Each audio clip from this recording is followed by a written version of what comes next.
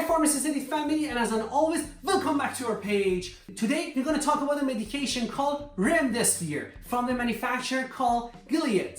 Why we're going to talk about this? Because May 1st, 2020, it just got emergency authorization to be used for a patient of COVID-19 in a hospital in a special situation and circumstances. So, since I know you all want to know about this medication, especially in this critical time, we put a pause on everything we talk about this week, and we're just going to talk about this medication for a couple minutes. Before we talk about it, let's see where this medication comes from. 2013 all the way to 2016, we had West African Ebola outbreak.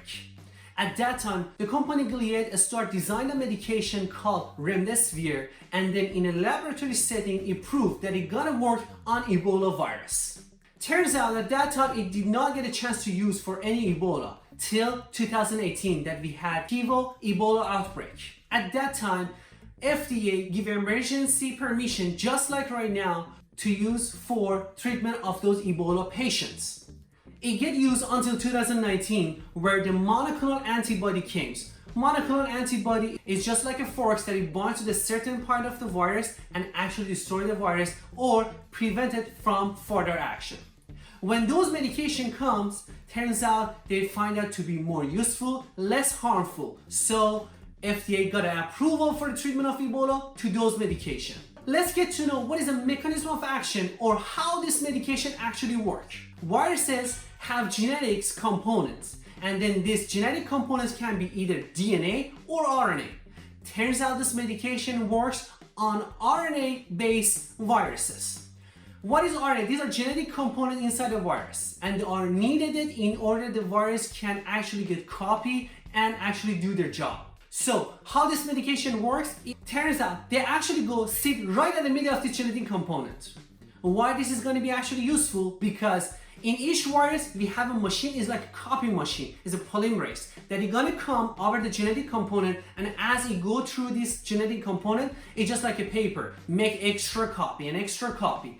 All this copy, it go to the baby viruses to make sure they actually know what they're doing and get the genetic component. So by this medication sitting right at the middle of genetic component, when this copy machine comes and it go through it, it get to this medication, it binds, and it actually stop working and does not let to continue their job. So it's like get a hammer and break this copy machine. So what will be happen? We're not gonna get more genetic component copy. That means we're not gonna get extra copy to the baby viruses, and that's exactly what we want. For that reason, this medication broadly used for all the viruses that has RNA components. But turns out this medication never got approval for treatment of any viruses yet.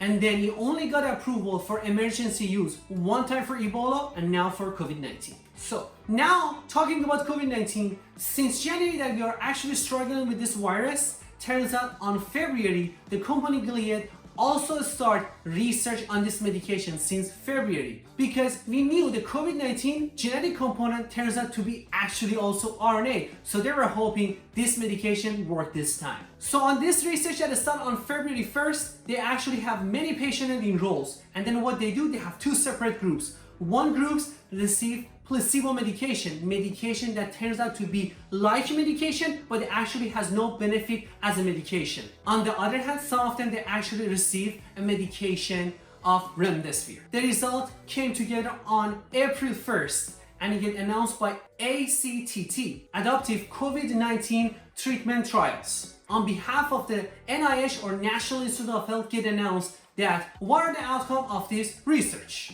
Turns out this research shows us that actually the time for the recovery in a hospital from this virus, it actually gets cut down from 15 days to 11 days. And that is really important and significant. Why? Because in these days, less you stay in the hospital, you are at a lower risk of getting other problems. On top of that, you actually have less cost as your hospitalization.